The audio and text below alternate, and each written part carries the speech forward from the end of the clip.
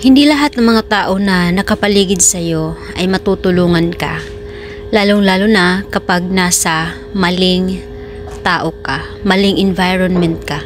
Dahil ang mangyayari ay magiging kagaya ka nila at walang improvement sa buhay.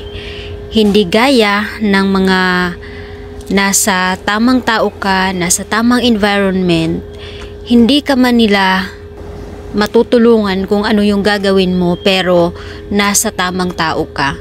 Nakikita mo yung mga ginagawa nila, nakikita mo personal kung ano yung mga personality nila, ay pwede mo yun magaya.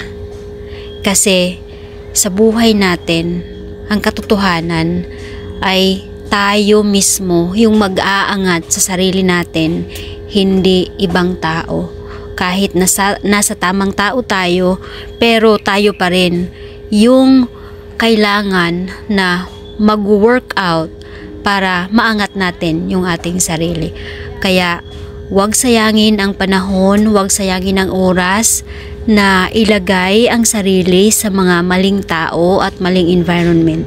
Mag-focus kung saan yung makaka-learn ka, yung matututo ka.